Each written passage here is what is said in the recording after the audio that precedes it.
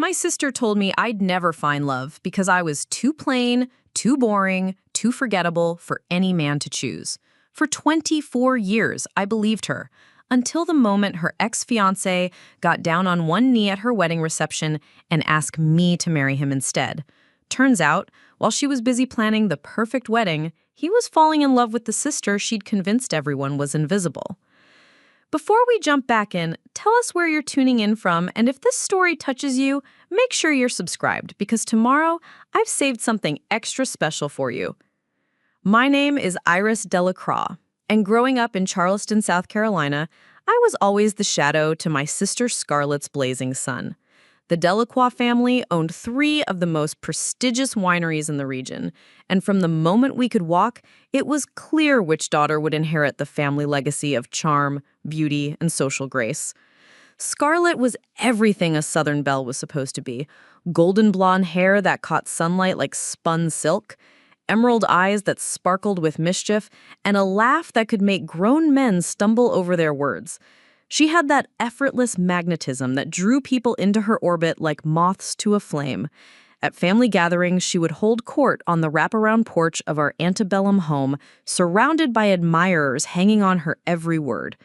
I, on the other hand, was what my mother Celeste diplomatically called the intellectual one.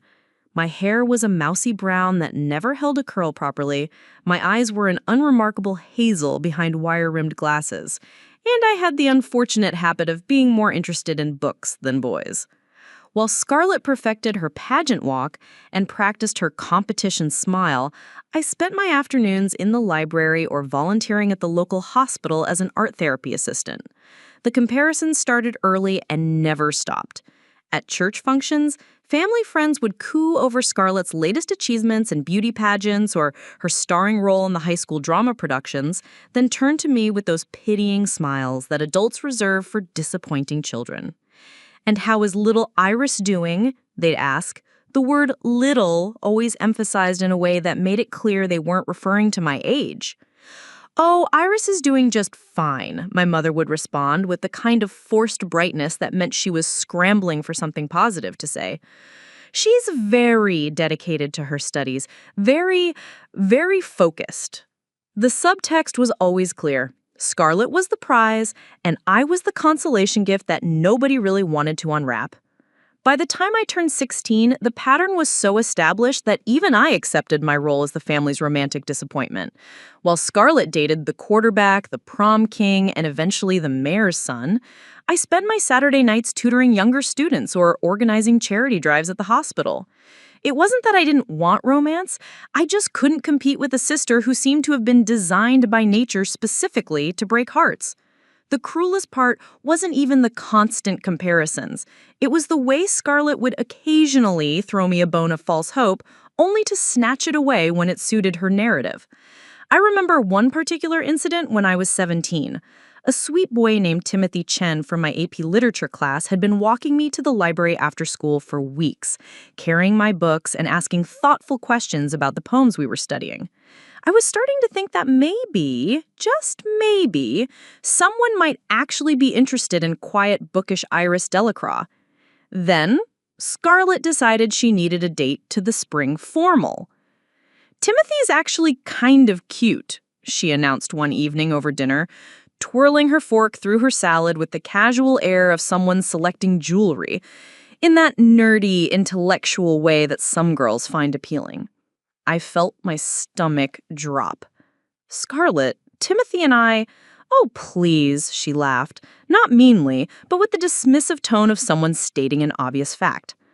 "Iris, honey, boys like Timothy might enjoy talking to you about books, but when it comes to actually dating someone, they want a girl who can make them look good at social events. You know that, right?" The worst part was that she genuinely seemed to believe she was doing me a favor by crushing my hopes early, before I could embarrass myself by thinking someone might actually choose me over her.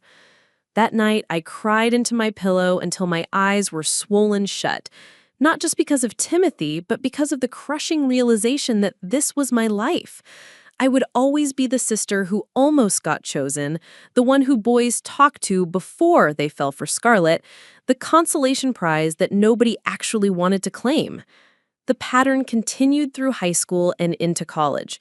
I would form tentative connections with male classmates or colleagues, start to believe that someone might see something special in me, only to watch them inevitably gravitate towards Scarlett's magnetic pull whenever she was around. She never had to try. It was as natural as breathing for her to command male attention. By the time I graduated with my degree in art therapy and started working at Charleston General Hospital, I had essentially given up on the idea of romantic love. Scarlett's casual cruelty had evolved into something more sophisticated, but no less devastating. She would introduce me to her friends' boyfriends or cousins with backhanded compliments that somehow managed to highlight my inadequacies while appearing generous. "This is my sister Iris," she would say, her arm draped possessively around whatever man she was currently dazzling. "She's so dedicated to helping sick children through art therapy. It's really admirable how she's found her calling in caring for others. Some people are just born to be givers rather than takers, you know?" The implication was always clear. I was the type of woman who would spend her life caring for other people because no one would ever want to care for me.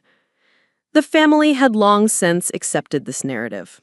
My grandmother Evelyn, bless her heart, would occasionally make gentle suggestions about nice young men from good families who might appreciate a serious girl, but even her matchmaking attempts carried the weight of resignation.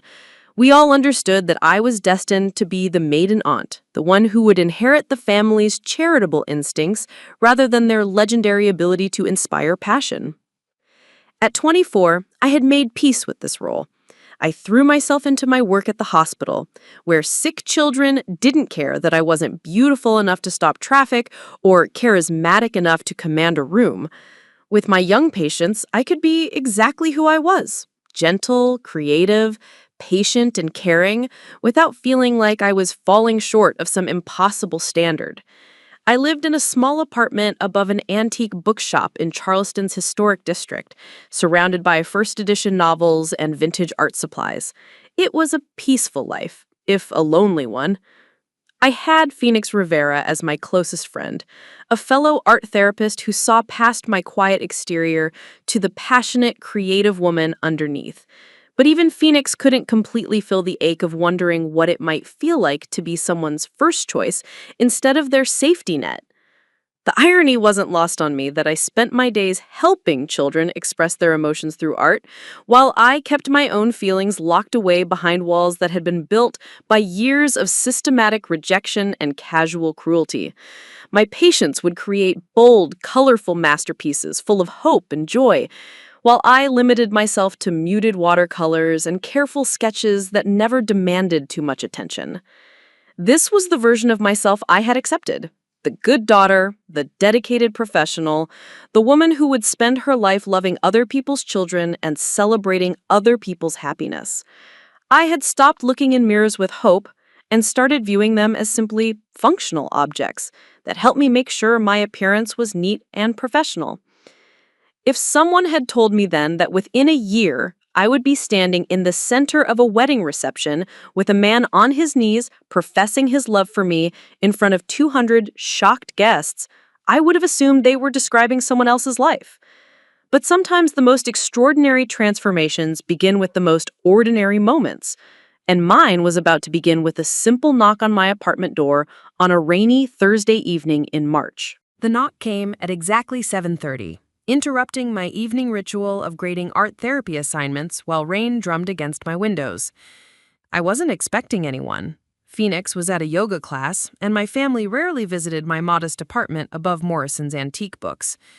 When I opened the door, I found my mother standing in the hallway, perfectly coiffed despite the weather, holding an umbrella that probably cost more than my monthly rent.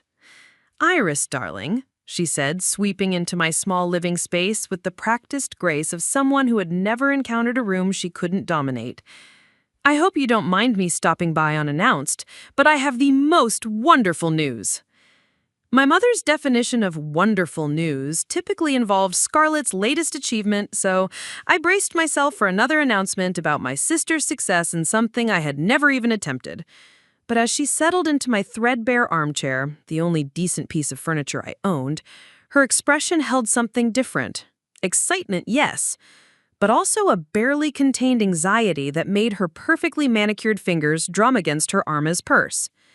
"Scarlett's engaged," she announced, her voice pitched with the kind of breathless joy that suggested she'd been waiting months to share this news with someone, anyone, even her disappointingly single younger daughter. I felt the familiar pang of resignation that came with all announcements about Scarlett's romantic conquests, but I managed what I hoped was an appropriately enthusiastic smile. "That's wonderful, Mother. Who's the lucky man?" "Alexander Bennett," she said, and I could hear the satisfaction in her voice. "He's a marine biologist, works for the University of South Carolina's Coastal Research Division. PhD from Duke, comes from an excellent family in Savannah. His father owns Bennett Maritime Consulting, the company that designed the new harbor restoration project." As she spoke, I found myself genuinely curious about this man who had managed to capture Scarlett's notoriously short attention span long enough to propose.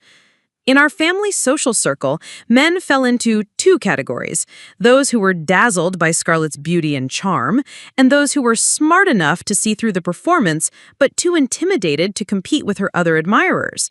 The fact that someone had not only captured her interest, but convinced her to commit to marriage, suggested he must be something truly special. "When did this happen?" I asked, settling onto my small couch with the cup of tea that had been cooling on my coffee table. "Last weekend at the family vineyard. He proposed during the sunset tour. The one that overlooks the river. Scarlett said it was the most romantic thing she'd ever experienced." My mother's eyes grew misty at the description, and I realized she was probably already mentally planning the wedding of the century. "I'm happy for her," I said, and I meant it. Despite everything, I genuinely wanted my sister to find happiness, even if her version of it seemed to require constant validation from everyone around her. "There's going to be an engagement party next month," my mother continued, her tone shifting into the organizational mode that meant she was about to assign me some task related to Scarlett's celebration. "Small, intimate gathering at the house, just family and close friends." I nodded, already mentally preparing myself for another evening of being the supportive sister who helped serve drinks and clean up afterward, while Scarlett basked in congratulations from guests who would barely acknowledge my existence. "Your father and I were hoping you could help with some of the arrangements," she said, confirming my suspicions. "You have such an artistic eye, and Scarlett specifically requested that you design the invitations. She wants something elegant, but not too formal, sophisticated, but still romantic." The request surprised me. Scarlett rarely asked for my input on anything, and when she did, it was usually as a last resort when her preferred options had fallen through. The fact that she had specifically requested my artistic contribution suggested either genuine appreciation for my abilities or a calculated move to ensure I felt included in the festivities.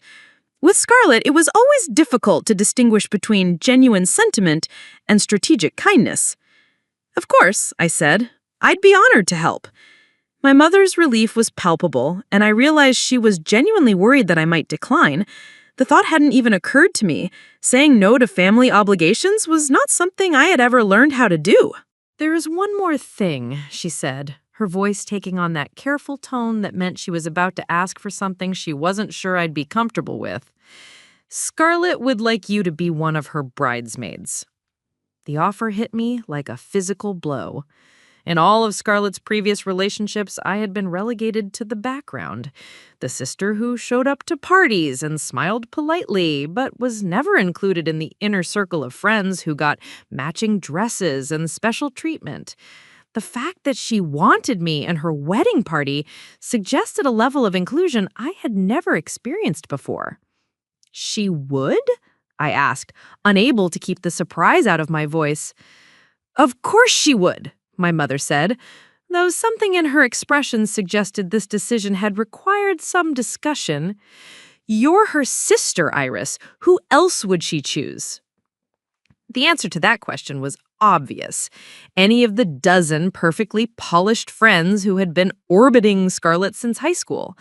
Women with the kind of photogenic beauty and social confidence that would complement rather than detract from a bride's special day. The fact that she was choosing me instead suggested either personal growth on her part or some practical consideration I wasn't seeing yet. After my mother left that evening, I sat in my small apartment trying to process the unexpected turn my life had taken. For the first time in years, I was being included in something important to my family, invited to step out of the shadows and into the spotlight alongside my sister. It should have felt like victory, but instead, I found myself wondering what had changed. The engagement party was scheduled for April 15th, just 3 weeks away. As I started sketching ideas for the invitations that night, I found myself imagining what it would be like to meet Alexander Bennett, the man who had accomplished what no one else had managed, making Scarlett Delacroix want to settle down. I wondered what kind of person could see past her performance to whatever authentic self existed underneath. In my more generous moments, I believed that there was a real woman behind Scarlett's carefully constructed facade, someone vulnerable and genuine who only emerged when she felt truly safe. Maybe Alexander was the kind of man who could create that safety. Or maybe he was just another conquest, someone who had fallen for the same magnetic charm that had captivated dozens of men before him. And Scarlett had decided it was time to play the role of devoted fiancé because it was the next logical step in her performance of Southern womanhood. Either way, I would get to observe their dynamic firsthand as a member of the wedding party. For someone who had spent their entire life watching other people's relationships from the sidelines, the opportunity to see a romance up close was both thrilling and terrifying. As I worked on the invitation designs late into the night, I allowed myself a small fantasy. Maybe being part of Scarlett's wedding would finally give me the confidence to believe that I could have a love story of my own. Maybe watching her commitment to another person would inspire me to open my heart to the possibility that someone, somewhere, might choose quiet, thoughtful Iris Delacroix over all the flashier options available to them. I had no way of knowing then that my fantasy was about to come true in the most unexpected way possible, or that the man I was about to meet would challenge everything I believed about love, loyalty, and my own worth as a woman deserving of happiness. The engagement party was everything I had expected and more. Our family's antebellum mansion had been transformed into a southern fairy tale, with magnolia blossoms draped along the wraparound porches and strings of warm lights creating a golden glow against the April twilight. Scarlett had chosen a flowing emerald dress that complemented her eyes perfectly, and she moved through the crowd of guests like a queen holding court, accepting congratulations and displaying her engagement ring with practiced grace. I had spent the afternoon helping with final preparations, arranging the invitation display I had designed and making sure the catering staff knew where everything belonged.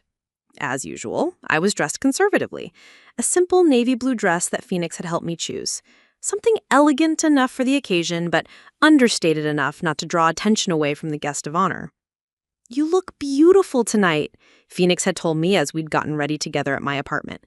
"That color brings out your eyes." I had dismissed her compliment the way I always did, assuming it was just Phoenix being kind. But as I checked my appearance in the hallway mirror before the guests began arriving, I had to admit that something about the dress did make me look more polished than usual. Maybe it was the way it fit my figure, or maybe it was simply that I was making an effort for once, instead of hiding behind oversized cardigans and neutral colors. The first 2 hours of the party passed exactly as I had expected. I mingled politely with family friends, helped serve appetizers, and listened to countless stories about Scarlett's beauty and charm from guests who had watched her grow up. Several people complimented the invitations I had designed, which gave me a small glow of professional pride. But mostly, I remained in my familiar role as the helpful sister who kept things running smoothly behind the scenes. Then, Alexander arrived. I was carrying a tray of champagne glasses from the kitchen to the main parlor when I heard Scarlett's delighted squeal from the front entrance. "Alex, you made it! I was starting to worry you'd gotten lost on those country roads." Our voice had that particular pitch it took on when she was performing happiness for an audience, and I glanced toward the foyer to get my first look at the man who had captured my sister's attention long enough to propose marriage. What I saw made me nearly drop the champagne tray. Alexander Bennett was not what I had expected. Based on my mother's description and Scarlett's usual type, I had been prepared for another conventionally handsome man with the kind of polished confidence that came from good breeding and better bank accounts. Instead, the man embracing my sister in the doorway was tall and lean, with dark hair that looked like he'd been running his fingers through it, wearing a navy blazer that was slightly wrinkled from travel. But it wasn't his appearance that caught my attention. It was the way he was looking around the room. While Scarlett chattered about the party preparations and introduced him to nearby guests, his eyes were taking in the details with the careful attention of someone who noticed things other people missed. He paused at the display of vintage family photographs, studied the architectural details of our home's crown molding, and when his gaze landed on my invitation designs, he actually stepped closer to examine them more carefully. "Iris designed these," I heard Scarlett say as she followed his line of sight. "She's very artistic. Iris, come meet Alex." There was no escaping the introduction, so I set down my tray and walked over to where they stood near the invitation display. Up close, Alexander was even more striking than I had first thought, but not in the obvious way that usually attracted my sister. His features were angular rather than classically handsome, and there was something intensely thoughtful about his dark brown eyes, like he was constantly analyzing and processing the world around him. "It's wonderful to meet you, Iris," he said, extending his hand for a handshake. His voice was deeper than I had expected, with just a trace of a Savannah accent that suggested good breeding without the affected drawl that many of Scarlett's previous boyfriends had cultivated. "Congratulations on your engagement," I managed, trying not to notice how warm his hand was or how long he held mine during the handshake. "Scarlett seems very happy." "Thank you," he said, but instead of the automatic response I had expected, he seemed to actually consider my words. "These invitations are incredible, by the way. The watercolor technique you used for the magnolia borders, did you paint each one individually?" The question caught me completely off guard. Most people complimented my artistic work with generic praise, but Alexander had noticed specific technical details that suggested he actually understood the process involved. "Yes," I said, feeling heat rise in my cheeks. "I thought it would be more personal than using a printed design." "It shows," he said, and there was genuine appreciation in his voice. "I've never seen anything quite like it. The way you've captured the light filtering through the petals. It reminds me of the illuminated manuscripts I studied in art history classes." Scarlett's smile had grown slightly rigid during this exchange, the way it always did when attention drifted away from her for too long. "Alex is always noticing artistic details," she said, with a laugh that sounded forced. "It's one of his many charming quirks." "I imagine that serves you well in marine biology," I said, genuinely curious about his work. Being able to observe small details, I mean. His face lit up with enthusiasm, and for a moment, I forgot about the party happening around us. Exactly. Most people think scientific observation is just about collecting data, but there's a real art to seeing patterns that others miss. In my research on coastal ecosystem restoration, the most important discoveries have come from noticing subtle changes that seemed insignificant at first. "What kind of changes?" I asked, and I realized I was genuinely interested in his answer rather than just making polite conversation. "Well, for example, we've been studying how different species of seagrass respond to varying levels of human activity along the coastline. Most researchers focus on the obvious indicators: plant health, growth rates, population density, but I've found that the real story is in the root systems, the underground networks that you can't see unless you know where to look." As he spoke, his hands moved expressively, and I found myself drawn into his explanation despite having no background in marine science. There was something infectious about his passion for his work, a genuine excitement that made even complex scientific concepts seem accessible and fascinating. "That's amazing," I said, and I meant it. It sounds like you're uncovering whole hidden worlds that most people never think about. That's exactly it, he said, his eyes brightening with the kind of enthusiasm that suggested he rarely found people who understood what drove his research. Most of the time, the most important things are happening beneath the surface, in the quiet spaces where nobody thinks to look. The metaphor hit me with unexpected force. Here was a man who had built his career on finding beauty and significance in overlooked places, who understood that the most valuable discoveries often came from paying attention to what others dismissed as unimportant. "Alex," Scarlett interrupted, her voice carrying just enough edge to remind us both that she was still standing there, "there are some people I want you to meet. The Harrisons just arrived, and Mrs. Harrison has been dying to talk to you about that article you published last month." "Of course," he said, but as Scarlett began to guide him away, he looked back at me with an expression I couldn't quite read. "Iris, I hope we'll have a chance to talk more later. I'd love to hear about your art therapy work." As they moved toward the other side of the room, I stood frozen by the invitation display, trying to process what had just happened. In the span of a 10-minute conversation, Alexander Bennett had shown more genuine interest in my thoughts and work than most people managed in years of acquaintance. He had seen technical skill in my artwork that even I hadn't fully appreciated, and he had shared his own passion with the kind of openness that suggested he'd trusted me to understand it. More unsettling than his interest in my work was the way I had responded to him. For the first time in my adult life, I had felt truly seen by a man, not as Scarlett's unremarkable sister, or as the helpful family member who could be counted on to fade into the background, but as someone whose thoughts and abilities were worth engaging with seriously. The realization was both thrilling and terrifying, because Alexander Bennett belonged to my sister, and entertaining any thoughts about him beyond polite family interaction was a betrayal of everything I had been taught about loyalty and appropriate behavior.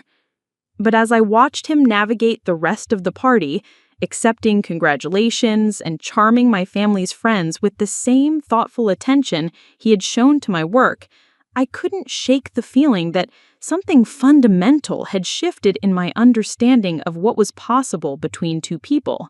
The weeks following the engagement party passed in a blur of wedding preparations and carefully avoided thoughts about Alexander Bennett.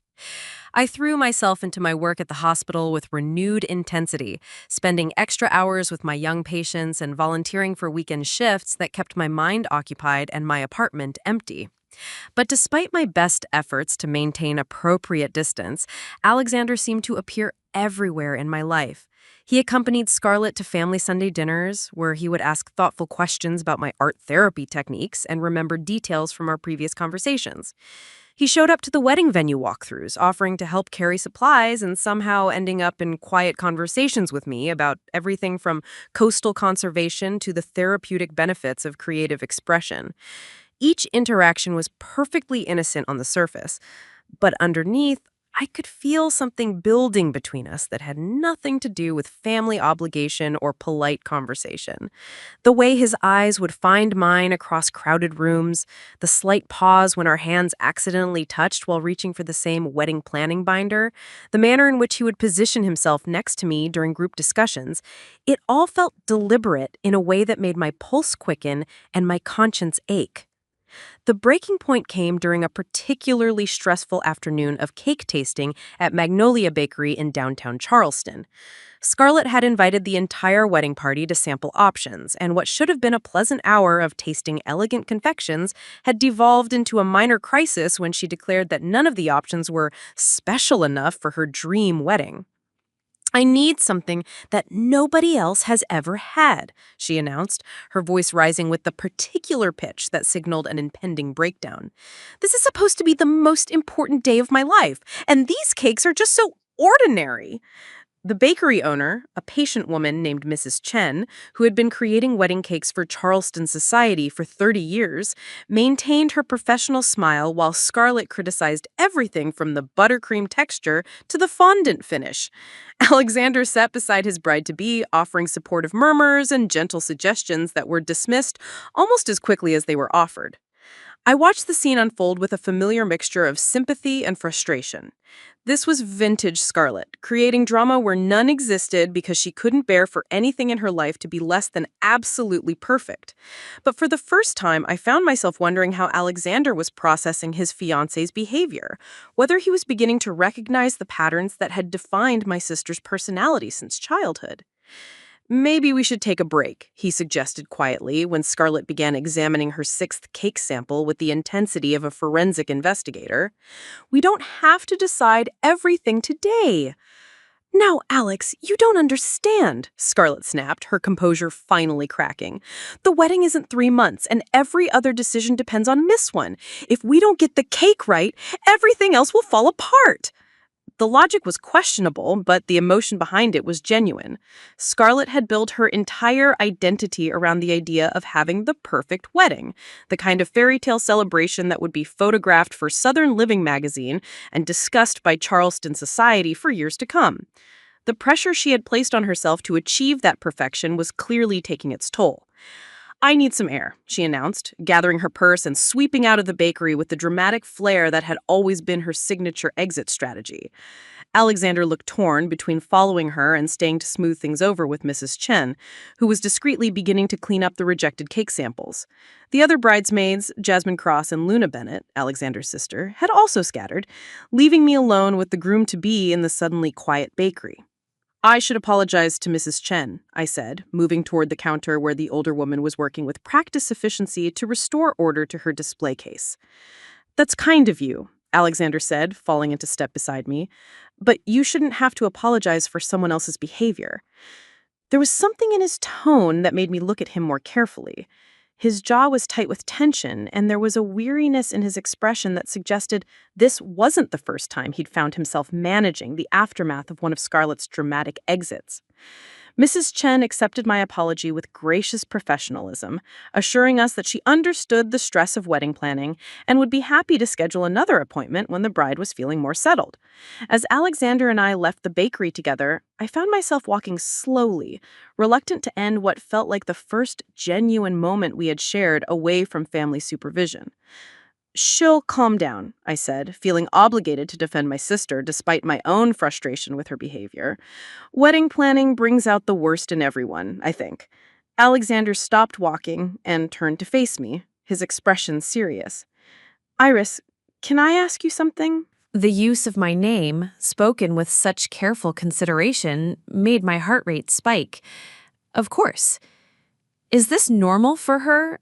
That intensity about everything having to be perfect? The question hung in the air between us, loaded with implications that went far beyond cake selection. He was asking me to give him insight into my sister's character, to help him understand the woman he had promised to marry. It was the kind of intimate conversation that engaged couples should be having with each other, not with the bride's sister in the middle of a Charleston sidewalk.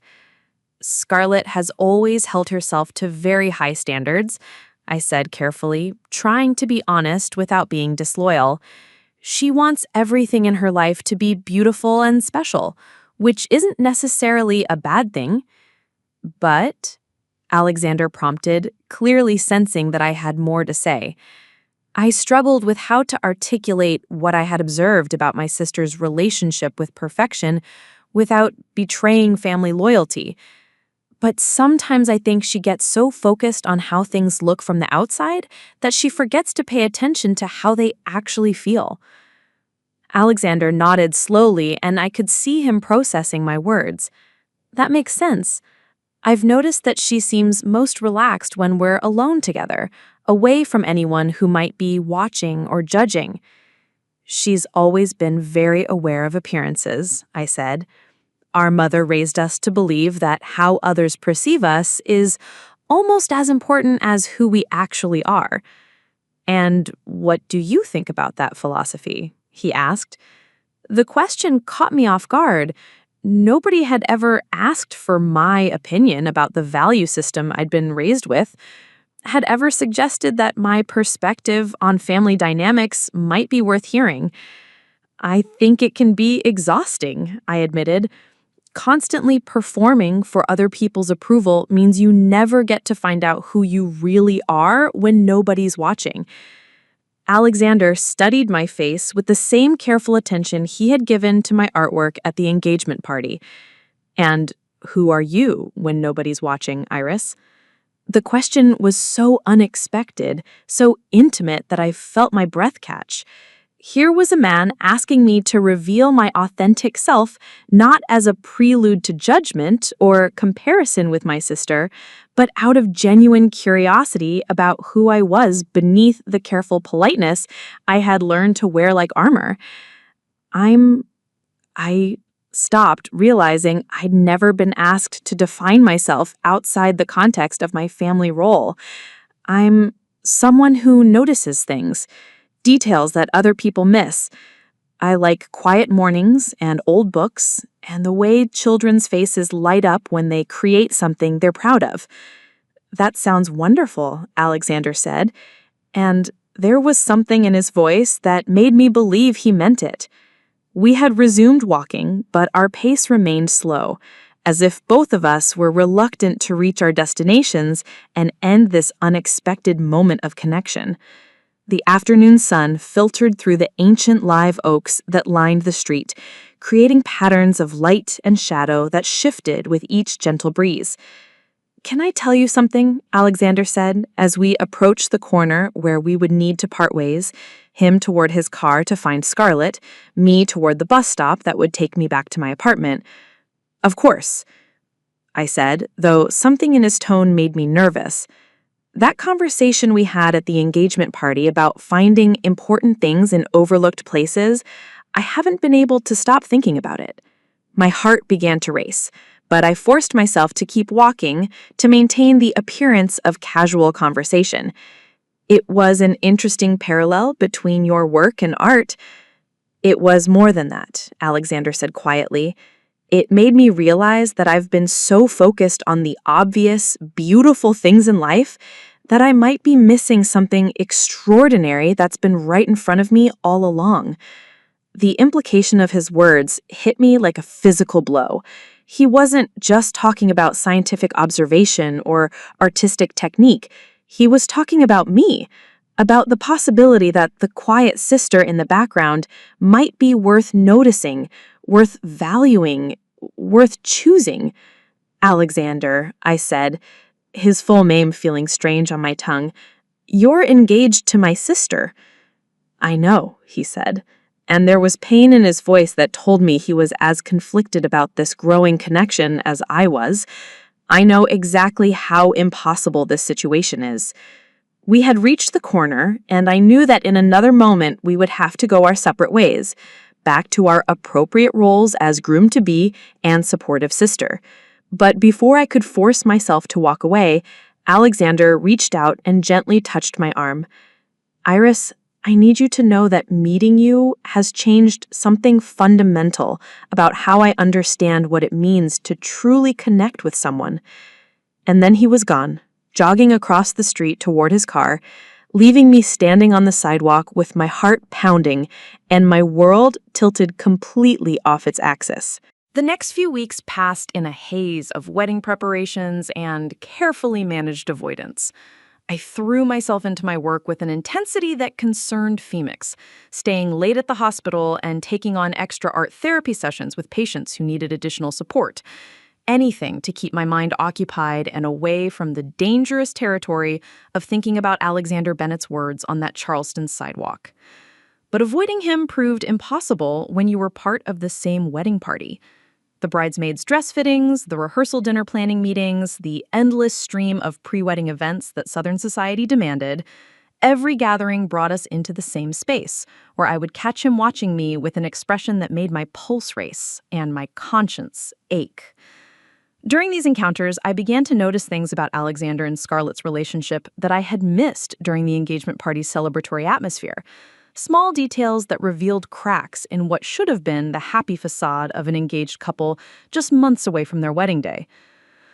The first sign came during a dinner at our family home, where Scarlett was presenting her final menu selections to my parents. She had spent weeks researching Charleston's most exclusive caterers, determined to serve something that would be both elegant and memorable. As she described her vision for the reception dinner, locally sourced ingredients, heirloom tomatoes, shrimp caught that morning from boats she had personally vetted, Alexander sat quietly beside her, nodding at appropriate moments, but contributing very little to the conversation. And for the main course, Scarlett continued, her voice animated with the excitement that came from having an audience for her planning obsessions, we'll have a choice between the bourbon-glazed duck breast and the herb-crusted red snapper, both paired with seasonal vegetables from that organic farm outside of Beaufort's. "That sounds lovely, darling," my mother said, though I could see her mentally calculating the per-plate cost of such elaborate options. Alex suggested we might want to include a simpler option for guests who don't eat meat or fish, Scarlett added, with a laugh that carried just enough edge to suggest this had been a point of contention between them. "I just thought," he said quietly, "that we might want to make sure all of our guests feel comfortable and included." "Of course they'll feel included," Scarlett responded, her tone taking on the patient condescension she had always used when someone questioned her judgment. "They're being invited to the social event of the season. A little culinary adventure never hurt anyone." The exchange lasted less than 30 seconds, but it revealed something fundamental about how they navigated disagreements. Alexander would offer thoughtful, practical suggestions, and Scarlett would dismiss them while making him feel unreasonable for having brought them up in the first place. It was a dynamic I recognized from watching her handle anyone who dared to question her decisions. After dinner, I was helping clear the table when I overheard Alexander on the phone outside talking to what sounded like his sister Luna. I wasn't intentionally eavesdropping, but the kitchen window was open and his voice carried across the garden. "I know it's normal to have doubts," he was saying, his tone careful and measured. "But Luna, sometimes I feel like I'm planning a wedding with someone who's more in love with the idea of being married than she is with me specifically." There was a long pause as he listened to his sister's response, and I found myself frozen by the sink, unable to move without risk of being caught listening to something I definitely shouldn't be hearing.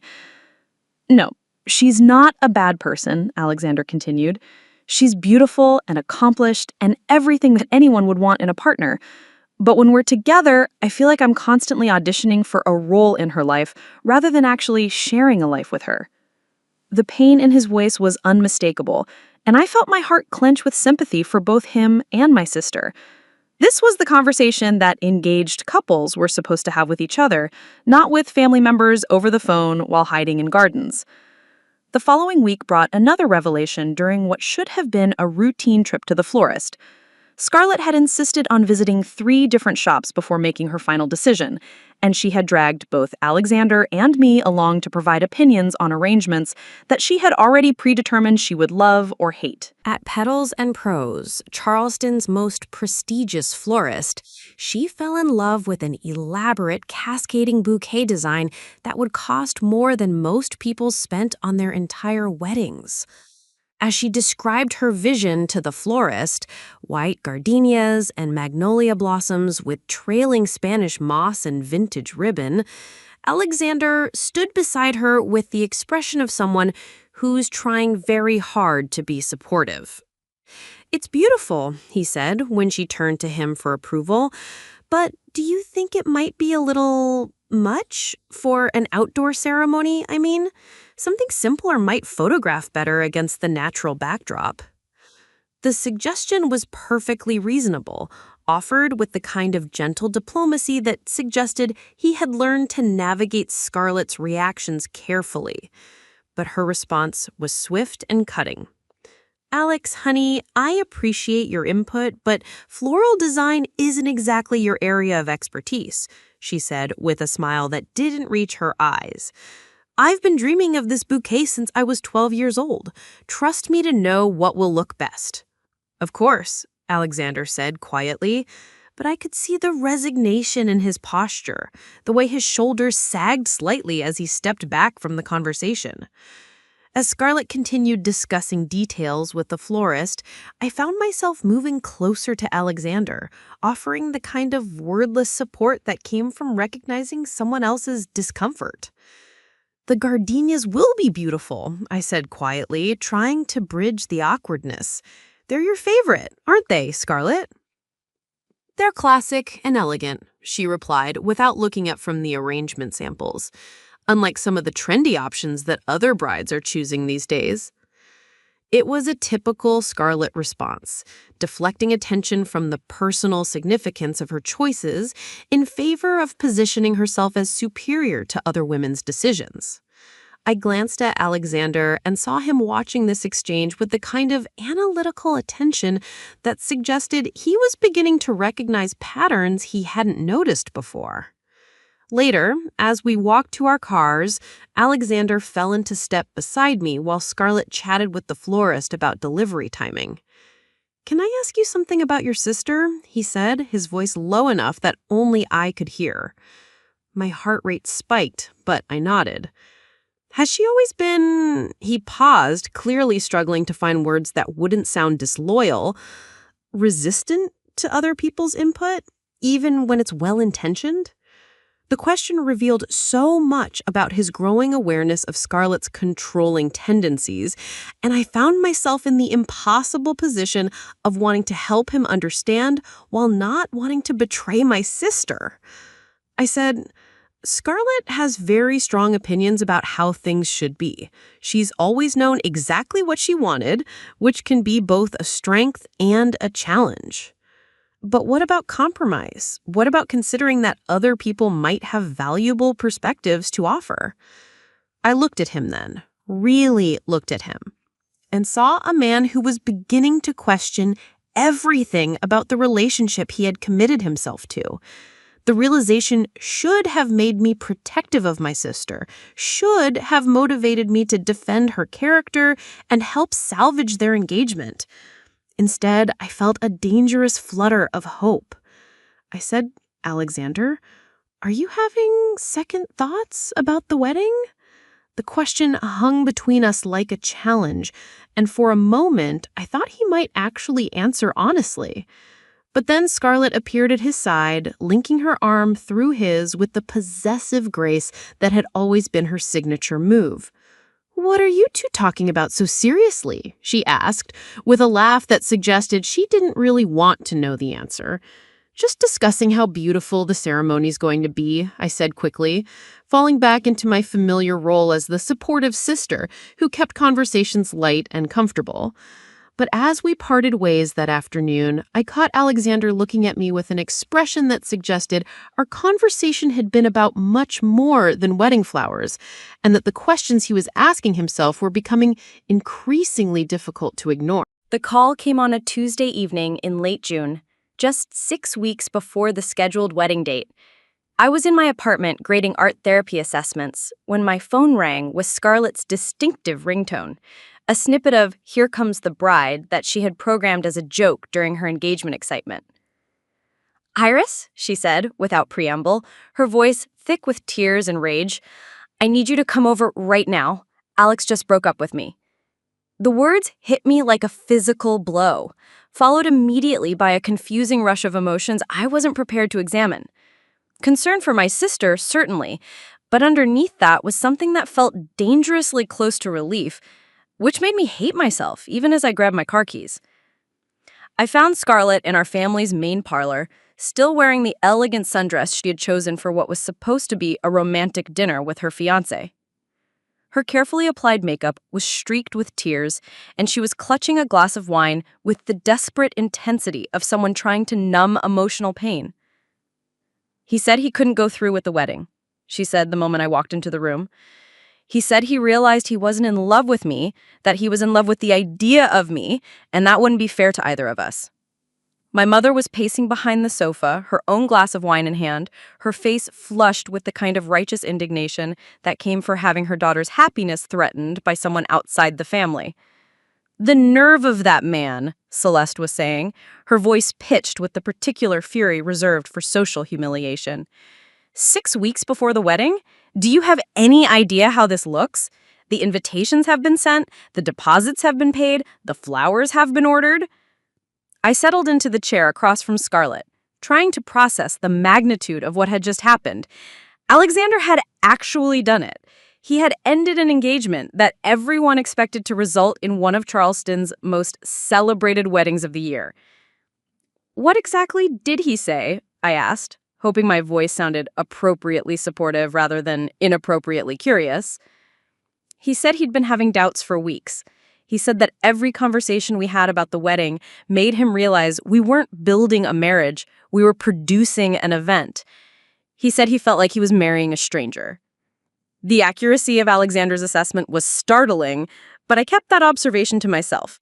This was not the time for brutal honesty about my sister's relationship patterns. He also said, Scarlett continued, her voice growing harder, that he'd met someone who made him understand what it felt like to truly connect with another person. Can you believe that? He's been cheating on me! The accusation made my blood run cold. If Alexander had told her about me, if she knew that I was the someone he had referenced, this family crisis was about to become a personal catastrophe. Did he tell you who? My mother asked, her voice sharp with the kind of investigative intensity that meant she was already planning her counterattack. No, Scarlett said bitterly. He said it didn't matter who, because nothing inappropriate had happened, but that realizing he could feel that way about someone else made it clear that what we had wasn't real love. The relief I felt at learning that Alexander hadn't mentioned me specifically was followed immediately by guilt for feeling relieved at all. My sister was in genuine pain, and I was sitting there grateful that my secret hadn't been exposed rather than focusing entirely on comforting her. Honey, I said, reaching over to squeeze her hand, I'm so sorry this happened to you. I know how much you were looking forward to the wedding. It's not just the wedding, Scarlett said, and for the first time since I had arrived, her voice carried genuine vulnerability rather than performed drama. Iris, I really thought he was the one. I thought I'd finally found someone who could match my standards, who could give me the kind of life I've always wanted. The admission revealed something about my sister that I had never fully understood before. Underneath all her confidence and social maneuvering, Scarlett was just as afraid of being alone and unloved as I was. The difference was that she had spent her life collecting admirers to quiet that fear, while I had simply accepted it as my reality. You'll find someone else, I said, meaning it. Someone who appreciates everything about you and doesn't have doubts. Will I? Scarlett asked, and there was something desperate in her voice. Iris, I'm 26 years old. I've been planning this wedding for 8 months. Everyone I know is either married or engaged, and I'm starting from scratch. My mother had stopped pacing and was now standing behind Scarlett's chair, stroking her daughter's hair with the protective tenderness that came from seeing her child genuinely hurt. Darling, you're beautiful and accomplished and from one of Charleston's most respected families, Celeste said. Men will be lining up to court you once word gets out that you're available again. But even as she spoke the comforting words, I could see the worry in my mother's eyes. In our social circle, broken engagements were viewed as failures that reflected poorly on everyone involved. The woman who couldn't keep her fiancé interested enough to make it to the altar, the family who couldn't evaluate a potential son-in-law's character accurately. There would be whispers and speculation that could last for years. Over the next few days, the family rallied around Scarlett with military precision. My father handled the practical matters, canceling vendors, returning deposits, managing the financial fallout of a wedding called off at the last minute. My mother managed the social aspects, crafting the perfect explanation that would minimize gossip while maintaining the family's dignity. The story they settled on was that the engagement had ended by mutual agreement when both parties realized they weren't compatible long-term.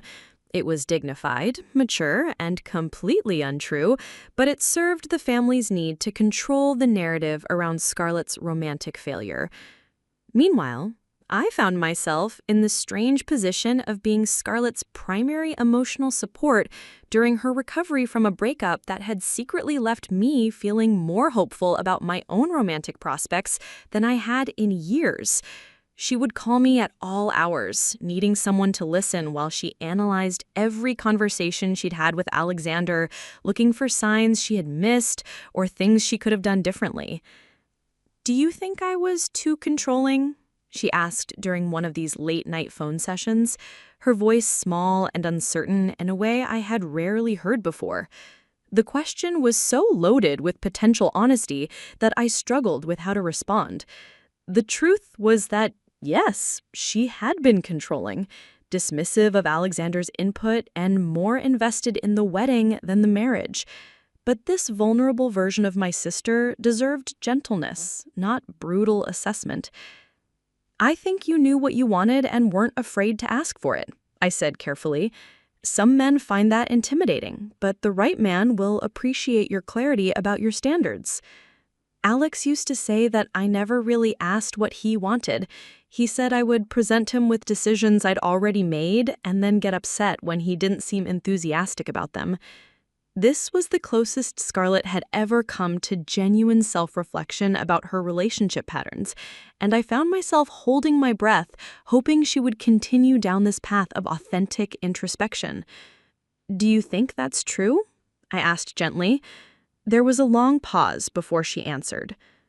"Maybe. I just always thought that if you love someone, you want to make them happy by giving them beautiful things and perfect experiences. I didn't realize that what might make him happy was being part of the decision-making process." It was a breakthrough moment, the kind of honest self-awareness that could lead to real growth and better relationships in the future. For the first time since the breakup, I felt genuinely hopeful for my sister's emotional development. But then she said something that changed everything. "Iris, I need to ask you something, and I need you to be completely honest with me." My heart began to race, sensing that whatever came next would be dangerous territory. "What do you mean?" I asked, stalling for time while my mind raced through possible responses. "I keep thinking about that conversation he mentioned, about meeting someone who made him understand real connection. And I remember how he always seemed so interested in your artwork, how he would ask you questions about your job. I just wondered if maybe—" She trailed off, but the suspicion in her voice was unmistakable. I closed my eyes, knowing that whatever I said next would change the trajectory of both our lives. "Scarlett," I said carefully, choosing my words with the precision of someone walking through a minefield, "Alexander was always polite to me, but he was completely devoted to you. If he connected with someone else, it wasn't anyone in our family." The lie came easier than I had expected, wrapped in enough truth to feel believable.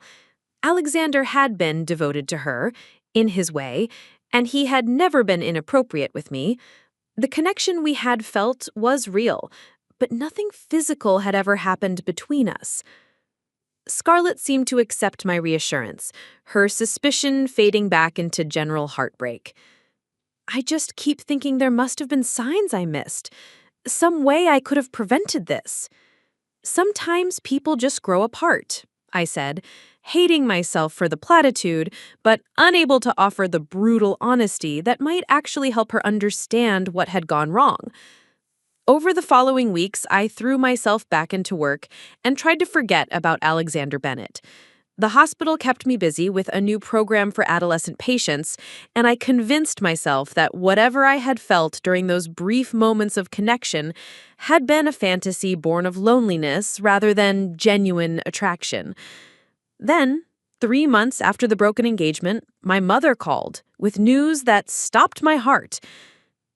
"Darling, I have something wonderful to tell you," she said, her voice bright with the kind of excitement that meant someone in our social circle had achieved something worthy of celebration. "Scarlett's engaged again." I nearly dropped the phone. "What?" "Dominic Sterling proposed last night at the yacht club. You remember Dominic? His family owns Sterling Maritime Holdings. They met at Harper Patterson's birthday party, and it's been such a whirlwind romance. Scarlett is absolutely glowing." The news felt surreal. 3 months ago, my sister had been devastated by her broken engagement, questioning her approach to relationships and showing genuine vulnerability. Now she was engaged again, apparently having rebounded with record speed into another relationship with another wealthy, socially appropriate man. That's wonderful, I managed. When's the wedding? Oh, they want to do something intimate and romantic, a Christmas wedding at Magnolia Plantation. Can you imagine anything more magical?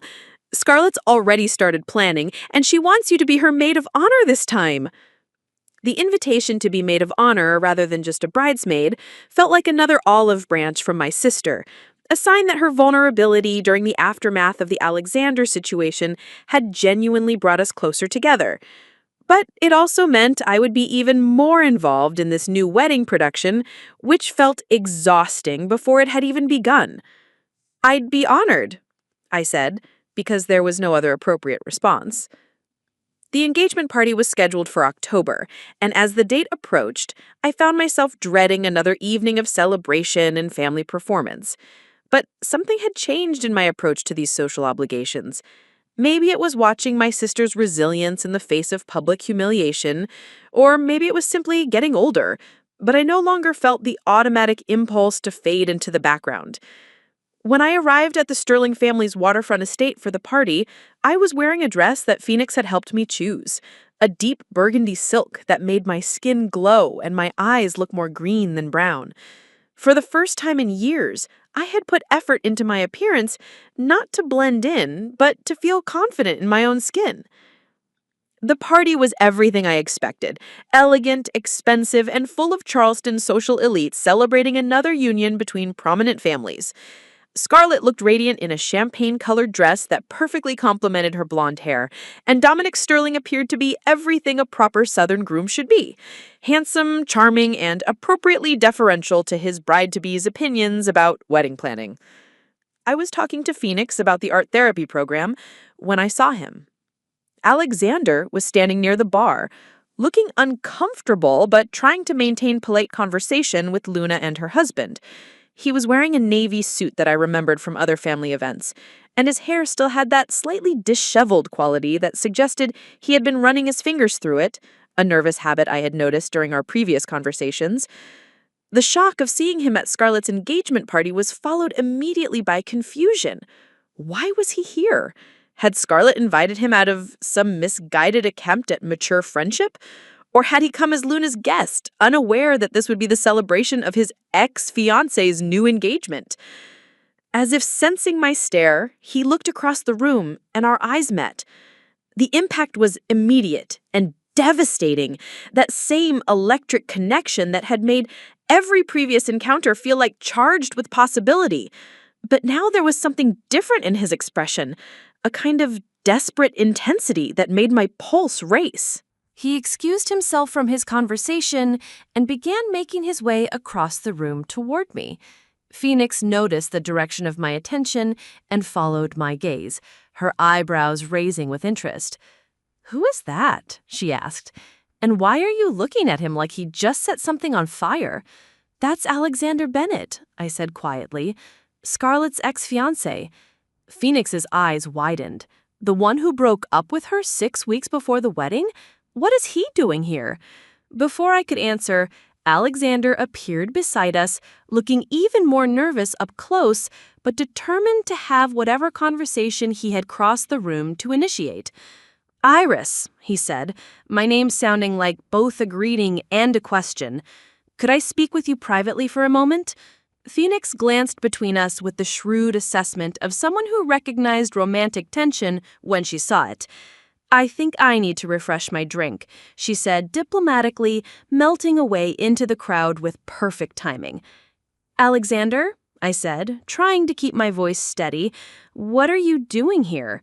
"She dragged me," he said with a rueful smile. "She said it would be good for me to get out, to show Charleston society that I could be mature about Scarlett moving on. She didn't realize how difficult it would be for me to watch everyone celebrate someone else's happiness with the woman I thought I was going to marry." The admission was honest and raw, and it made me want to comfort him despite the inappropriate nature of our situation. "I'm sorry this is painful for you," I said, "but Scarlett seems happy with Dominic. Maybe this is better for everyone in the long run." "That's what I keep telling myself," Alexander said. "But Iris, I need you to know something. The reason I broke up with Scarlett wasn't just because I realized we weren't compatible." My heart began to race, sensing that whatever he was about to say would change everything between us. "Alexander, maybe this isn't the time or place." "It was because of you," he said quietly, his voice barely audible over the party noise around us. "I realized I was in love with you, and staying engaged to your sister when I had feelings for someone else wouldn't have been fair to any of us." The confession hit me like a physical blow. All those months of wondering whether I had imagined the connection between us, of feeling guilty for being attracted to my sister's fiancé, he had felt it too, strongly enough to end his engagement rather than marry the wrong woman. "I've been thinking about you every day since I called off the wedding, wondering if you felt any of what I was feeling, hoping that maybe now that the situation has changed, we might have a chance to explore what this is between us." I stared at him, overwhelmed by the magnitude of what he was offering. This was the moment I had dreamed of without ever allowing myself to believe it could be real. A man choosing me not as a consolation prize or a backup option, but as his first choice, the person he was willing to sacrifice social standing and family approval to pursue.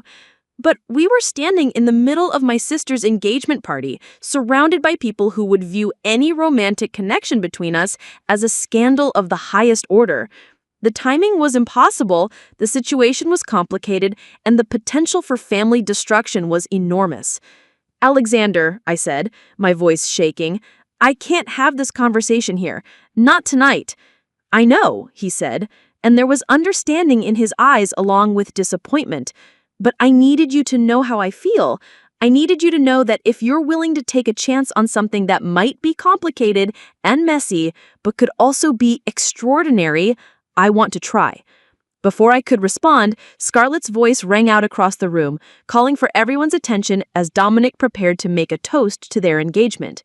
Alexander stepped back, putting appropriate distance between us, but his eyes never left my face.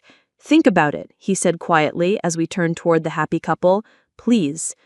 As Dominic raised his champagne glass and began speaking about love and commitment and finding your perfect match, I felt Alexander's presence beside me like a live wire.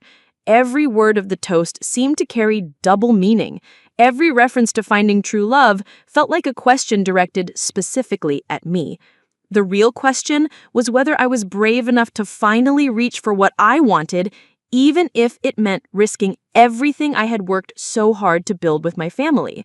For the first time in my life, someone was offering to choose me first, and I had to decide whether I was ready to choose myself. The months between Scarlett's engagement party and her Christmas wedding passed in a blur of contradictions. Outwardly, I threw myself into my maid of honor duties with the kind of dedication that made my family proud and kept my hands busy enough to avoid dwelling on dangerous thoughts. I organized the bridal shower, coordinated the bridesmaids' dresses, and helped Scarlett navigate the endless decisions that came with planning a winter wedding at one of Charleston's most prestigious venues. But privately, I was having the most intense emotional affair of my life, conducted entirely through carefully orchestrated, accidental encounters and stolen moments of conversation that left me feeling both exhilarated and consumed by guilt. Alexander had taken a research position at the Marine Science Center that required him to spend time at various coastal locations around Charleston. Somehow, these field studies frequently coincided with my lunch breaks or my evening walks through the historic district. We would find ourselves at the same coffee shop, the same bookstore, the same quiet bench overlooking the harbor where tourists rarely ventured. These meetings were never planned explicitly, but they weren't entirely accidental either. We had developed a careful dance of availability, a system of casual mentions about our schedules that allowed us to be in the same place at the same time without ever acknowledging that we were deliberately seeking each other out. Our conversations during these encounters were intense and wide-ranging, covering everything from his marine biology research to my work with young patients, from books we were reading to childhood memories that had shaped our perspectives on life and love. What made these talks different from any other relationship I had experienced was the way Alexander listened to me, not as background noise while he waited for his turn to speak, but as if my thoughts and observations were genuinely valuable to him. "I've been thinking about what you said last week," he told me during one of our harbor walks in November, about how art therapy works because it gives people permission to express things they can't put into words. I had mentioned this during a discussion about the challenges of helping traumatized children process their experiences, and the fact that he had remembered and continued thinking about it made my heart race in a way that felt both wonderful and terrifying. "It's not just permission," I found myself explaining as we watched pelicans dive for fish in the gray afternoon light. "It's also safety. When you're creating something with your hands, you're one step removed from the raw emotion. You can explore feelings that might be too overwhelming to confront directly." "That makes complete sense," Alexander said, his voice carrying the kind of thoughtful consideration that told me he was connecting my words to his own experiences. "There's something about being immersed in the natural world that creates space for thoughts and feelings that get buried under the demands of everyday life." These conversations felt like the most honest communication I had ever shared with another person, but they were also built on a foundation of secrecy that made every moment together feel stolen and illicit. We never touched beyond the occasional accidental brush of hands when reaching for the same coffee cup, never acknowledged the growing intimacy between us, never discussed what any of this meant or where it might be leading. But the tension was becoming impossible to ignore, especially as Scarlett's wedding date approached, and my role in the ceremony required me to spend increasing amounts of time discussing her happiness with Alexander's name carefully absent from every conversation. The final dress fitting 2 weeks before the wedding nearly broke my resolve entirely. Scarlett had chosen elegant burgundy dresses for her bridesmaids, and as I stood in front of the mirror being pinned and adjusted by the seamstress, she chattered excitedly about how perfect everything was going to be. "I feel like this time I'm marrying someone who really sees me," she said, examining her reflection in her wedding gown with the satisfaction of someone who had achieved exactly the vision she had been planning. "Dominic never tries to change my mind about things or suggests that my ideas aren't sophisticated enough." The implicit criticism of Alexander was clear, and I found myself in the familiar position of wanting to defend him while being unable to explain why I cared so much about his reputation. "Maybe different people just have different communication styles," I said carefully. "Some people express care by offering input, others by offering support." "Maybe," she said, but her tone suggested she had already decided that Dominic's approach was superior. As she spoke, I realized that my sister had learned nothing from her previous relationship's failure. Instead of recognizing Alexander's input as an attempt at partnership, she had found someone who would let her maintain complete control over every aspect of their shared life. It was a dynamic that might work for some couples, but watching her describe it made me understand why Alexander had felt like he was auditioning for a role rather than building a partnership. The wedding day arrived with the kind of crisp December beauty that made Charleston look like a postcard. Magnolia Plantation had been transformed into a winter wonderland, with white roses and greenery creating an elegant contrast against the historic venue's natural charm. As maid of honor, I arrived early to help Scarlett with final preparations and to coordinate the arrival of flowers, photographers, and the dozens of other vendors required to execute her vision of the perfect ceremony. Scarlett was radiant in her wedding gown, a classic design with intricate beadwork that caught the light beautifully as she moved. Her happiness seemed genuine, and I found myself hoping that her marriage to Dominic would be everything she had dreamed of, that she would find the kind of love that didn't require constant performance or validation from others. But as the ceremony time approached and guests began arriving, I found myself scanning the crowd for a familiar face that I knew shouldn't be there, but that I desperately hoped to see anyway. "You look beautiful," Phoenix said as she helped me with the final touches to my hair and makeup. "But you seem nervous. Everything okay?" I wanted to tell her everything about Alexander, about the months of secret conversations, about the impossible situation I had created for myself by falling in love with someone I could never have. But this was Scarlett's wedding day, and my personal drama had no place in her moment of celebration. "Just wedding jitters," I said, with a smile that felt more convincing than I expected. I want everything to be perfect for her. As we lined up for the processional, I caught sight of the guest seating and felt my heart stop. Alexander was there, sitting in the back row with Luna and her husband, wearing a dark suit that made him look more handsome than I had ever seen him. His presence at my sister's wedding to another man felt like a knife twist, a reminder of everything that was impossible between us.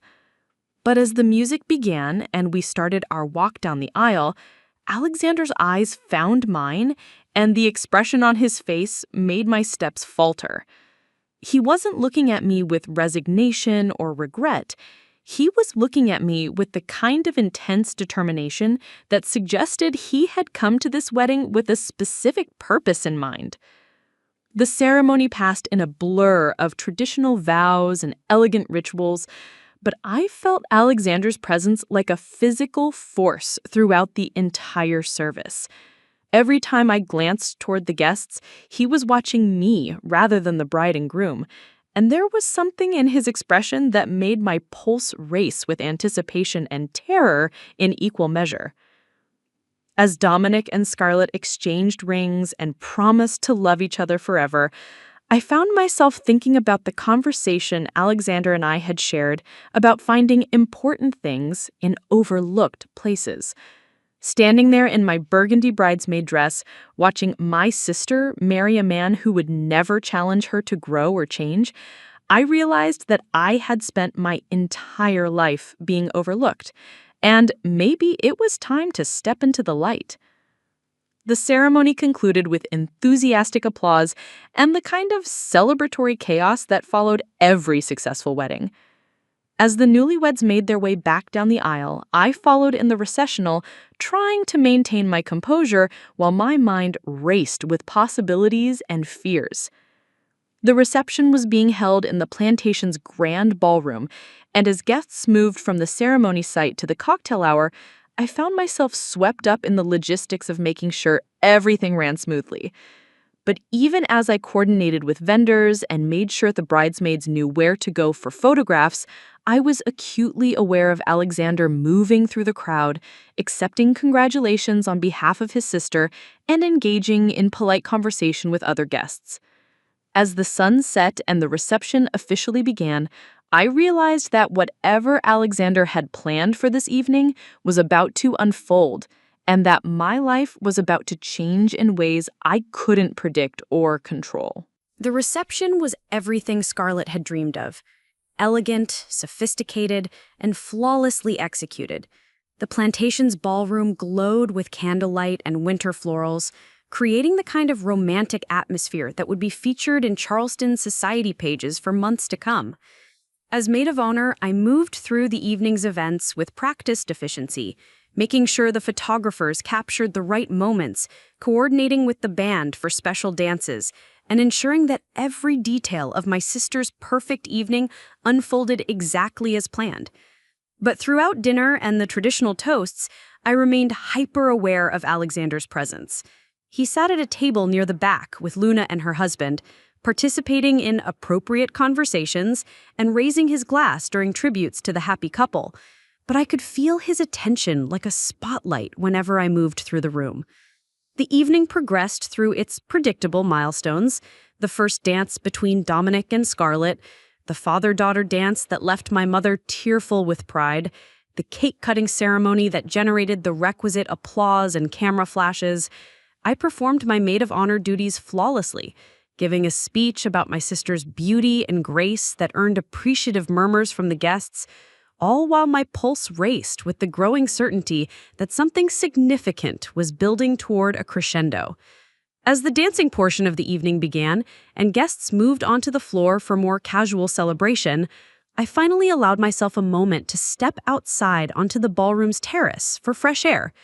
The December evening was crisp, but not uncomfortable, and the string lights that decorated the outdoor space created pools of warm light against the darkness.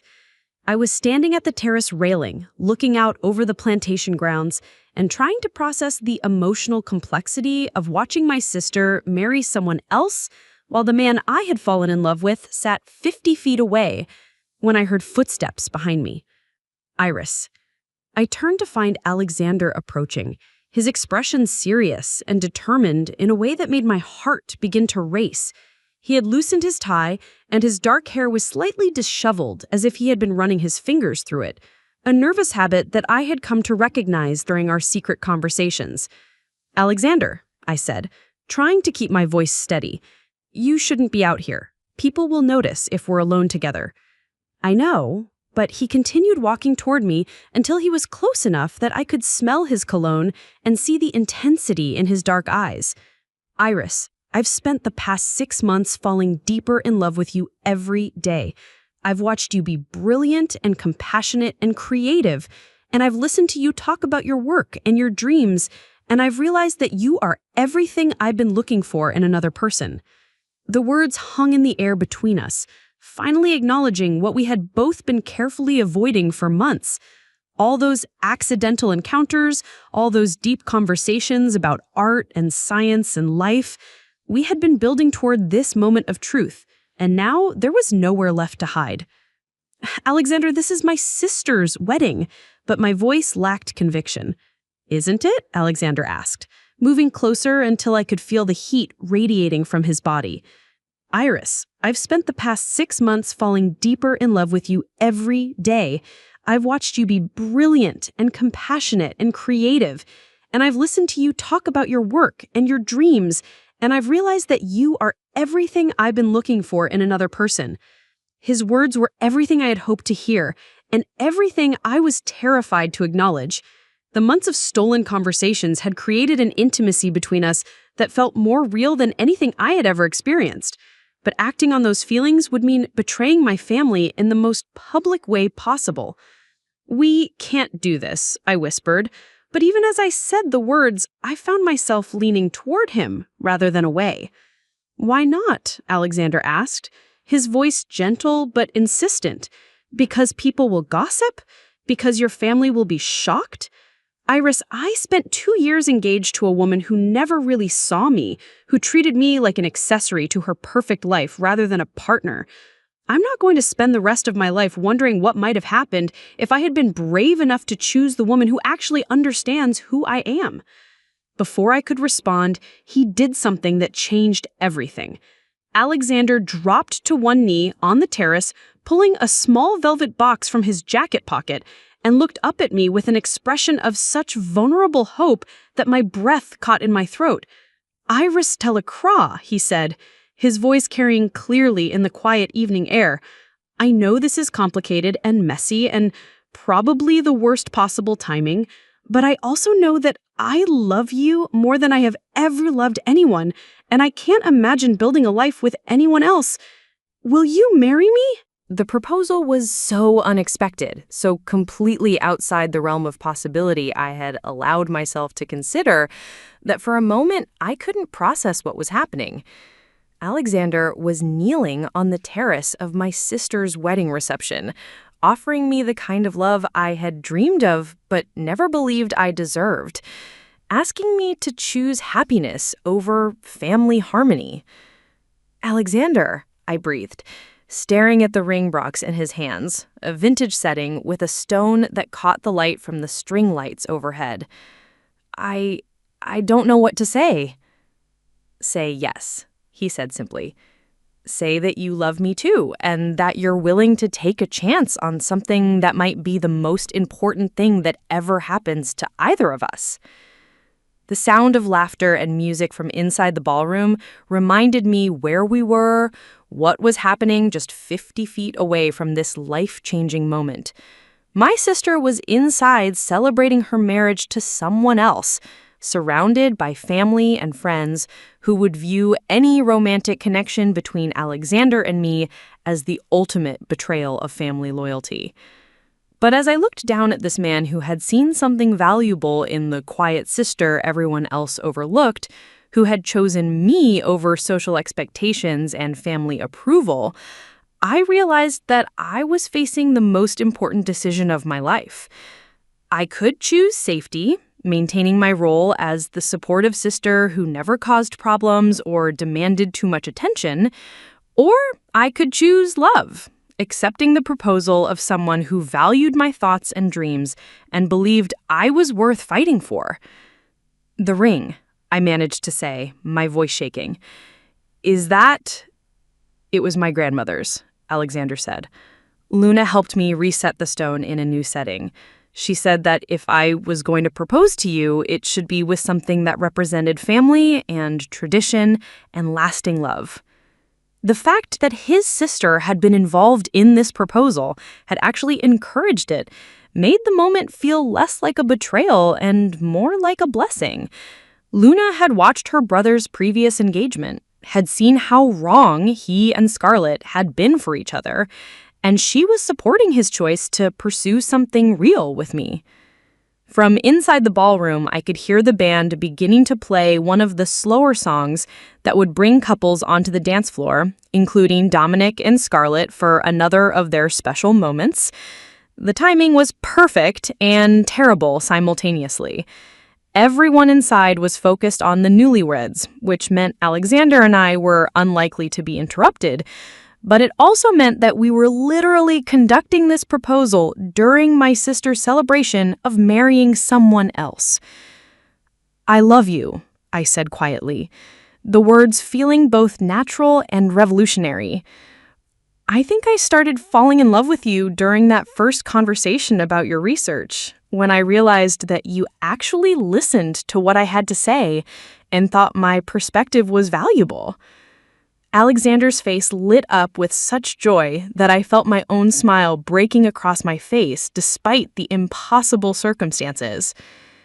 "But if I say yes, everything changes. My relationship with Scarlett, with my parents, with everyone who's going to see this as the ultimate betrayal of family loyalty. Are you prepared for that? Are we prepared for that?" I've been thinking about nothing else for months, and yes, it's going to be complicated and difficult, and people are going to judge us. But Iris, the alternative is spending the rest of our lives wondering what we gave up for other people's approval. I'm not willing to do that anymore. The sound of French doors opening behind us made us both freeze. Someone was coming onto the terrace, and we were about to be discovered in the most compromising possible position. Alexander on his knees with a ring, me staring down at him with obvious emotion written across my face.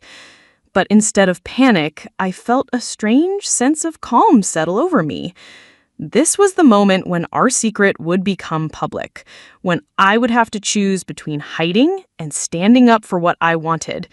For the first time in my life, someone was offering to put me first, and I was ready to put myself first, too. "Yes," I said clearly, my voice carrying in the evening air. "Yes, Alexander, I'll marry you." As he slipped the ring onto my finger and rose to his feet to kiss me, I heard a sharp intake of breath from behind us.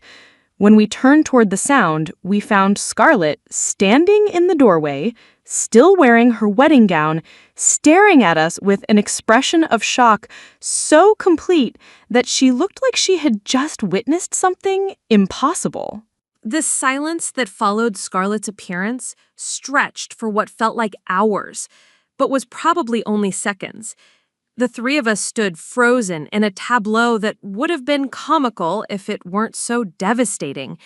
Alexander with his arms around me, both of us still glowing from our engagement, and Scarlett in her wedding dress looking like she had just watched her world rearrange itself into an unrecognizable pattern.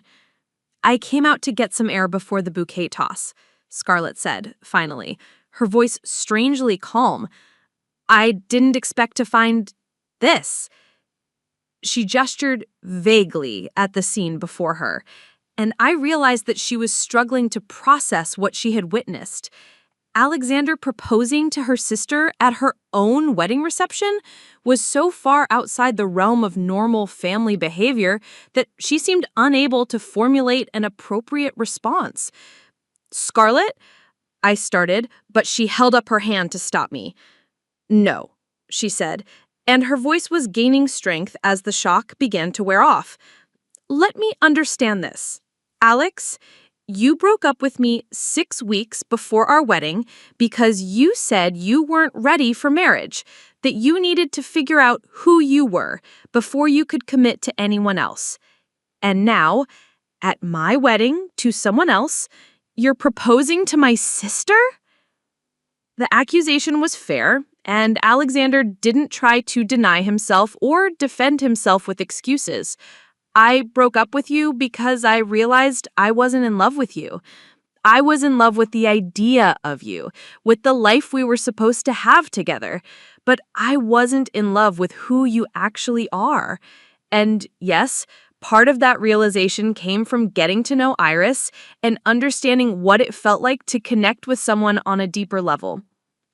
Scarlett's face went through several expressions: hurt, anger, confusion, and something that looked almost like relief.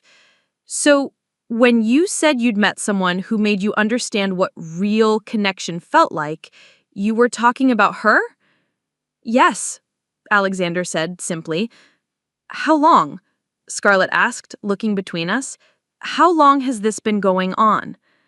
"Nothing inappropriate happened while you were engaged," I said quickly, needing her to understand that we hadn't betrayed her in the most obvious way. There was never anything physical between us. "But you had feelings for each other," Scarlett said, and it wasn't a question. I looked at Alexander, and he nodded slightly, giving me permission to be honest. "Yes," I said, "we did." Scarlett stood there for a long moment, processing this information, while the sounds of her wedding reception continued inside. Laughter, music, the clinking of glasses as guests celebrated her marriage to Dominic.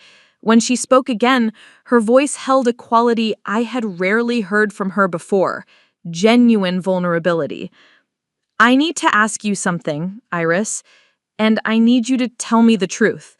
When I was planning my wedding to Alex, when I was so excited about the flowers and the venue and all those details, did you think I was making a mistake?" The question caught me by guard with its directness. This was my sister asking for real feedback, not the supportive platitudes she usually expected from family members. "I think," I said carefully, "that you were planning a beautiful wedding, but I wasn't sure you were building a marriage. You seemed more invested in the event than in understanding who Alex was as a person." Scarlett nodded slowly, as if this confirmed something she had been wondering about herself. "And what about Dominic? Do you think I'm making the same mistake with him?" I looked through the French doors at the reception, where I could see Dominic talking with guests, accepting congratulations with the easy confidence of someone who had just secured exactly what he wanted. He seemed genuinely happy, but there was something about his interaction style that reminded me of the way people behaved at business networking events, rather than intimate family celebrations. "I think Dominic loves the version of you that you present to the world, but I'm not sure he knows the version of you that exists when nobody's watching." It was a brutal assessment, but Scarlett didn't seem shocked by it. Instead, she looked almost grateful for the honesty. "The thing is," she said, her voice growing stronger, "I'm not sure I know that version of myself either. I've spent so many years being what everyone expected me to be, the beautiful daughter, the perfect hostess, the ideal bride, that I don't know who I am when I'm not performing for someone else's approval. The admission was so raw and honest that I felt tears pricking at my eyes. This was the sister I had always hoped existed underneath the performance, the real woman who had been buried under years of social expectations and family pressure. "Scarlett," I said gently, "it's not too late to figure that out." She laughed, but it wasn't her usual practiced laugh. It was something genuine and slightly bitter. "Isn't it? I'm married now, Iris. I just promised to love and honor a man who thinks I'm someone I might not actually be." The weight of what she was saying hung heavy in the air between us. Scarlett had just realized, on her wedding day, that she might have made the same mistake twice, choosing a partner based on how the relationship looked from the outside rather than how it felt from the inside. "I should go back inside," she said finally. "People will be looking for the bride." But instead of moving toward the door, she stepped closer to Alexander and me. "I need to say something before I go. Alex, I'm angry that you weren't honest with me about your feelings earlier. If you had told me you were having doubts, if you had explained that you were developing feelings for someone else, maybe we could have ended things more gracefully." Alexander nodded, accepting the criticism. "You're right. I should have been more direct with you instead of hoping the feelings would go away." "And Iris," Scarlett continued, turning to face me directly, "I'm hurt that you didn't trust me enough to be honest about what was happening. We're sisters. We should be able to talk to each other about anything, even when it's complicated." The accusation stung, because it was accurate. I had spent months protecting myself and avoiding difficult conversations instead of trusting that our relationship could withstand honesty. "I was scared," I admitted. "I was scared that you'd hate me for having feelings I couldn't control, and I was scared that I'd lose my family if I acted on them." "You might," Scarlett said bluntly. "Mom and Dad are going to be furious when they find out about this. The gossip is going to be brutal. Their daughter getting engaged to her sister's ex-fiancé at the sister's wedding. People will be talking about this for years." The social implications were something I had tried not to think about, but Scarlett was right. Charleston society pages would have a field day with the story, and my parents would bear the brunt of the speculation and judgment. "I know," I said. "I'm prepared for that." "Are you? Because it's going to mean choosing Alex and your own happiness over family approval and social acceptance. Are you ready to be the daughter who caused a scandal instead of the daughter who never caused problems?" It was the most important question anyone had ever asked me, and I realized that the answer had been building inside me from months of secret conversations and stolen moments and growing confidence in my own worth. "Yes," I said firmly, "I'm ready to be the daughter who chose love over convenience, who decided she was worth fighting for." Scarlett studied my face for a long moment, then nodded as if she had seen something there that satisfied her. "Then I'm happy for you," she said. And to my amazement, she seemed to mean it. "I'm hurt, and I'm confused, and I'm probably going to need some time to process all of this. But Iris, you've spent your whole life making yourself smaller so other people could feel bigger. If Alex makes you feel like you deserve to take up space in the world, then maybe this is exactly what was supposed to happen." She moved toward the French doors, then paused and looked back at us. "Just maybe wait until after I cut the cake before you announce your engagement to the family. I'd like to have at least one more hour of being the center of attention at my own wedding." The request was so perfectly Scarlett, dramatic and self-aware and unexpectedly generous, that I found myself laughing despite everything. "Of course," I said. "This is your day." "Actually," Scarlett said with a smile that looked more genuine than any I had seen from her all evening, "I think this might be the beginning of your day, and it's about time." After she disappeared back into the reception, Alexander and I stood alone on the terrace, processing what had just happened. The worst part was over. The secret was out, at least partially, and Scarlett's reaction had been more understanding than either of us had dared to hope. "Are you ready for this?" Alexander asked, taking my hands and looking down at his grandmother's ring on my finger. "I'm terrified," I admitted, But I'm also happier than I've ever been in my life. Even knowing what we're going to face, the family drama, the social gossip, the people who are going to say we're wrong for each other. I looked at this man who had seen something valuable in the quiet sister everyone else overlooked, who had been brave enough to end one engagement and bold enough to propose at his ex-fiancé's wedding, who had chosen me over social expectations and family approval. Especially knowing all of that, because it means you're choosing me anyway. As we walked back into the reception together, ready to face whatever consequences awaited us, I realized that I was no longer the invisible daughter, the quiet one, the sister who would never be enough. I was Iris Delacroix, the woman who had been brave enough to believe she deserved love and bold enough to reach for it when it was offered. And for the first time in my life, I felt like exactly enough. Up next, you've got 2 more standout stories right on your screen. If this one hit the mark, you won't want to pass these up. Just click and check them out. And don't forget to subscribe and turn on the notification bell so you don't miss any upload from us.